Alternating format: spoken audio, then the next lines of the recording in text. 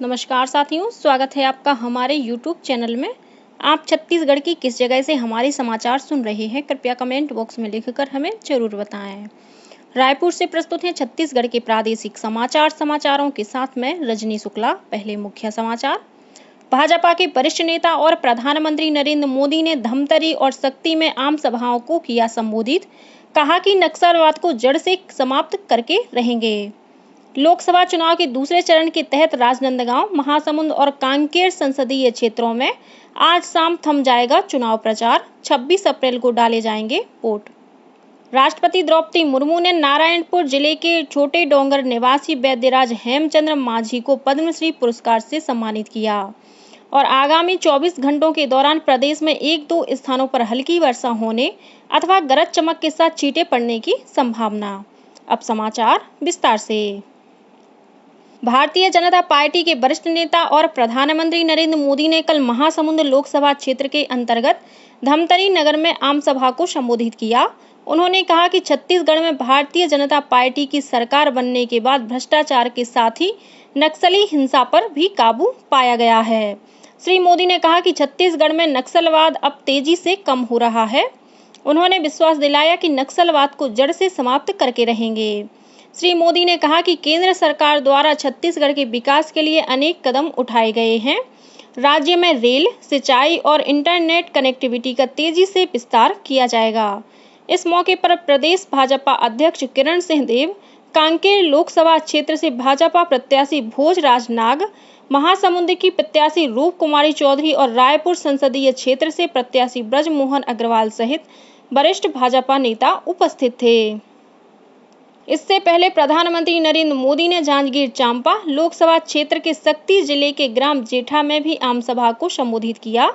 श्री मोदी ने कहा कि कांग्रेस यह दुष्प्रचार करती रहती है कि भाजपा संविधान बदल देगी या आरक्षण खत्म कर देगी। उन्होंने लोगों को विश्वास दिलाया कि कोई भी देश का संविधान नहीं बदल सकता। श्री मोदी ने कहा कि आजादी के बाद से कांग्रेस तुष्टीकरण और वोट बैंक की राजनीति करती रही, लेकिन भारतीय जनता पार्टी सबका साथ सबका विकास के मंत्र पर चलने वाली पार्टी है। उन्होंने कहा कि भाजपा की प्राथमिकता गरीब, युवा, महिला और किसानों का कल्याण है। श्री मोदी ने कहा कि केंद्र की भाजपा सरकार खेती में महिलाओं की भागीदारी बढ़ाने में जुटी हुई है। ड्रोन जैसी आधुनिक तकनीक से खेती की लागत कम होगी और इस ड्रोन क्रांति का नेतृत्व महिलाएं करेंगी। इसके लिए महिलाओं को ड्रोन पायलट की ट्रेनिंग दी जा रही है। उन्होंने कहा कि भाजपा सरकार का लक्ष्य 3 करोड़ महिलाओं को लखपति दीदी बनाने का है। इससे स्वसहायता समूह से जुड़ी महिलाओं को सीधा लाभ पहुंचेगा। इस मौके पर मुख्यमंत्री विष्णुदेव साय, वित्त मंत्री ओपी चौधरी, सांसद गुहाराम अजगले, पूर्व नेता प्रतिपक्ष नारायण चंदेल सहित पार्टी के वरिष्ठ नेता, जांजगीर चांपा लोकसभा क्षेत्र से भाजपा प्रत्याशी कमलेश जांगड़े सहित कार्यकर्ता और 12 विधानसभा क्षेत्रों के लोग बड़ी संख्या में उपस्थित थे। अपने 2 दिवसीय छत्तीसगढ़ प्रवास के दौरान प्रधानमंत्री श्री मोदी ने कल शाम रायपुर स्थित राजभवन में रात्रि विश्राम किया। वे आज सुबह अंबिकापुर लोकसभा क्षेत्र के अंतर्गत अंबिकापुर नगर में आमसभा को संबोधित करेंगे। इस बीच प्रदेश में लोकसभा चुनाव के तीसरे चरण के तहत भाजपा और कांग्रेस सहित विभिन्न राजनीतिक दलों के स्टार प्रचारकों की सभाएं और रैलियां जारी हैं। इसी कड़ी में भाजपा के वरिष्ठ नेता और मुख्यमंत्री विष्णुदेव साय 26 अप्रैल को जांजगीर चांपा जिले के ग्राम पहरिया में सभा लेंगे। वहीं कांग्रेस के राष्ट्रीय अध्यक्ष मल्लिकार्जुन खड़गे 28 अप्रैल को जांजगीर चांपा जिले के शिवरी नारायण में पार्टी प्रत्याशी डॉक्टर शिव डहरिया के समर्थन में आमसभा को संबोधित करेंगे। प्रदेश में लोकसभा चुनाव के दूसरे चरण के तहत राजनांदगांव, महासमुंद और कांकेर संसदीय क्षेत्रों में आज शाम चुनाव प्रचार थम जाएगा। इसके बाद प्रत्याशी घर घर जाकर जनसंपर्क कर सकेंगे। इन तीनों लोकसभा क्षेत्रों में 3 महिला सहित 41 उम्मीदवार चुनाव मैदान में हैं। इनमें प्रमुख रूप से राजनांदगांव लोकसभा संसदीय क्षेत्र से कांग्रेस ने पूर्व मुख्यमंत्री भूपेश बघेल को और भाजपा ने संतोष पांडेय को चुनाव मैदान में उतारा है। वहीं महासमुंद लोकसभा क्षेत्र से कांग्रेस के ताम्रध्वज साहू और भाजपा से रूप कुमारी चौधरी चुनाव लड़ रही है। इसी तरह कांकेर संसदीय क्षेत्र से भाजपा से भोजराज नाग और कांग्रेस से बीरेश ठाकुर चुनाव मैदान में हैं। दूसरे चरण के तहत राजनांदगांव, महासमुंद और कांकेर निर्वाचन क्षेत्रों में मतदाताओं की कुल संख्या 52,84,938 है। इनमें पुरुष मतदाताओं की संख्या 26,05,350 और महिला मतदाताओं की संख्या 26,79,528 है। वहीं तृतीय लिंग के 60 मतदाता हैं। इसके अलावा दिव्यांग मतदाताओं की संख्या 51,306 है। दूसरे चरण के मतदान के लिए 6,567 मतदान केंद्र बनाए गए हैं। इनमें 2 सहायक मतदान केंद्र भी शामिल हैं। वहीं संवेदनशील मतदान केंद्रों की संख्या 458 है। इसके अलावा 55 मतदान केंद्रों को दूसरे स्थानों पर शिफ्ट किया गया है। गौरतलब है कि इन संसदीय क्षेत्रों में 26 अप्रैल को मतदान होगा। राष्ट्रपति द्रौपदी मुर्मू ने राष्ट्रपति भवन में नारायणपुर जिले के छोटे डोंगर निवासी प्रख्यात बैजनाथ हेमंत मांझी को पद्मश्री पुरस्कार से सम्मानित किया। पद्मश्री से सम्मानित किए जाने पर मुख्यमंत्री विष्णुदेव साय ने श्री मांझी को शुभकामनाएं दी हैं। अपने संदेश में श्री साय ने कहा कि करीब 5 दशकों से बस्तर सहित पूरे छत्तीसगढ़ के ग्रामीणों को प्राकृतिक और किफायती स्वास्थ्य सेवा प्रदान कर रहे श्री मांझी का ग्रामीण स्वास्थ्य सेवा के क्षेत्र में निस्वार्थ सेवा भाव हम सबके लिए प्रेरणादायक और अनुकरणीय है।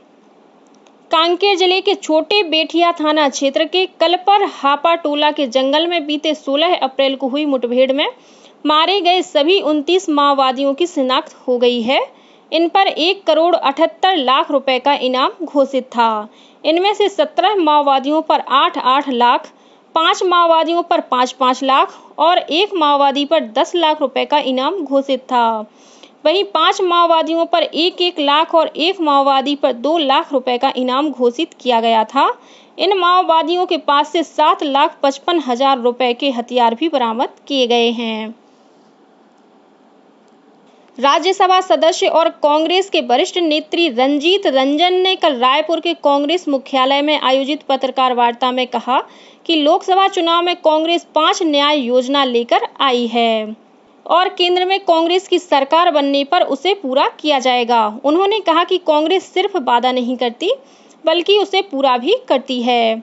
इससे पहले महासमुंद में आयोजित पत्रकार वार्ता में श्रीमती रंजन ने कहा कि पिछले 10 सालों के दौरान देश में बेरोजगारी चरम पर है। उन्होंने कहा कि केंद्र में कांग्रेस की सरकार बनने पर युवाओं को रोजगार दिया जाएगा।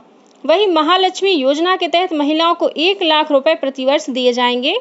श्रीमती रंजन ने कहा कि कांग्रेस किसानों की आमदनी को दुगना करने के साथ ही मनरेगा की राशि बढ़ाएगी। उन्होंने भाजपा पर निशाना साधते हुए कहा कि भाजपा सरकार ने लोगों से वादा खिलाफी की है, इसलिए लोगों का भाजपा से भरोसा उठ गया है। शक्ति की पूर्व विधायक सरोजा राठौर और उनके पति वरिष्ठ कांग्रेस नेता मनहरन राठौर भारतीय जनता पार्टी में शामिल हो गए हैं। शक्ति में आयोजित कार्यक्रम में प्रदेश भाजपा के चुनाव प्रभारी नितिन नवीन ने पार्टी में प्रवेश करने पर उनका स्वागत किया। इस मौके पर वित्त मंत्री ओपी चौधरी, भाजपा के लोकसभा प्रभारी गौरीशंकर अग्रवाल, पूर्व नेता प्रतिपक्ष नारायण चंदेल सहित वरिष्ठ भाजपा नेता मौजूद थे। हनुमान जन्मोत्सव कल छत्तीसगढ़ सहित देश भर में पारंपरिक श्रद्धा और उल्लास के साथ मनाया गया। हनुमान जयंती चैत्र महीने की पूर्णिमा को मनाई जाती है। इस अवसर पर देश भर के हनुमान मंदिरों में कल सुबह से ही विशेष पूजा अर्चना के साथ अनुष्ठान और भंडारे के आयोजन किए गए। हनुमान जन्मोत्सव के अवसर पर कल राजधानी रायपुर सहित प्रदेश के सभी हनुमान मंदिरों में श्रद्धालुओं की लंबी कतार देखी गई। वहीं विभिन्न स्थानों पर सुंदरकांड और अखंड रामायण पाठ सहित अन्य धार्मिक आयोजन किए गए। इस अवसर पर कई स्थानों पर शोभा यात्रा भी निकाली गई। बीजापुर जिले में स्थित आराध्य देव चिकटराज मंदिर में 3 दिवसीय मेले का आयोजन किया जा रहा है। इस मेले में शामिल होने बस्तर सहित पड़ोसी राज्यों के लोग आकर पूजा अर्चना करते हैं। इस अवसर पर जिला कलेक्टर अनुराग पांडेय ने कोषालय में पूजा अर्चना कर जिले के लोगों की सुख समृद्धि और शांति की कामना की। जिला मुख्यालय में विराजमान चिकटराज देव जो न सिर्फ बीजापुर के आराध्य हैं बल्कि वर्ष में एक बार वार्षिक अनुष्ठान के दौरान अंचल वासियों को दर्शन देते हैं। ऐसी मान्यता है कि 3 दिवसीय वार्षिक अनुष्ठान के दौरान चिकटराज देव नगर के तहसील कार्यालय भी पहुंचते हैं। चिकटराज मंदिर में आयोजित मेले में देवी देवताओं के प्रतीक चिन्ह के साथ ग्रामीण पहुंचे। दक्षिण मध्य रेलवे के सिकंदराबाद मंडल में तीसरी रेल लाइन में नॉन इंटरलॉकिंग का कार्य किया जाएगा। इसके कारण इस मार्ग पर 28 अप्रैल से 22 मई तक कुछ ट्रेनों का परिचालन प्रभावित रहेगा। इनमें कोरबा कोचुवेली एक्सप्रेस शामिल हैं।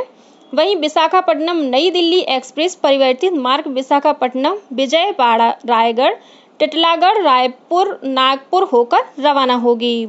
इसी तरह विशाखापट्टनम गांधीधाम एक्सप्रेस विशाखापट्टनम विजयवाड़ा रायगढ़ टिटलागढ़ रायपुर नागपुर होकर चलेगी। इसके अलावा पुरी ओखा एक्सप्रेस और विशाखापट्टनम निजामुद्दीन तथा निजामुद्दीन विशाखापट्टनम एक्सप्रेस भी परिवर्तित मार्ग से चलेगी। दक्षिण पूर्व मध्य रेलवे द्वारा ग्रीष्मकाल के दौरान ट्रेनों में यात्रियों की अतिरिक्त भीड़ को ध्यान में रखते हुए पुरी उधना पुरी के बीच 17 फेरों के लिए द्विसाप्ताहिक स्पेशल ट्रेन का परिचालन किया जाएगा। यह ट्रेन पुरी से 25 अप्रैल से 27 जून तक प्रत्येक सोमवार और गुरुवार को तथा उधना से 26 अप्रैल से 28 जून तक प्रत्येक मंगलवार और शुक्रवार को चलेगी। इस ट्रेन का स्टॉपेज बिलासपुर, रायपुर, दुर्ग और गोंदिया स्टेशनों में दिया गया है। इस ट्रेन में कुल 17 कोच की सुविधा उपलब्ध रहेगी। और अब पेश है मौसम का हाल। मौसम विभाग ने आगामी 24 घंटों के दौरान प्रदेश में 1-2 स्थानों पर हल्की वर्षा होने अथवा गरज चमक के साथ छींटे पड़ने की संभावना व्यक्त की है। वहीं 1-2 स्थानों पर अंधड़ चलने और आकाशीय बिजली गिरने की चेतावनी दी है। मौसम विभाग के अनुसार एक द्रोणिका मराठवाड़ा से दक्षिण केरल तक स्थित है। इसके असर से प्रदेश के मौसम में बदलाव आया है। इस बीच बीती रात राजधानी रायपुर सहित प्रदेश के कुछ स्थानों पर अंधड़ के साथ हल्की बूंदाबांदी हुई।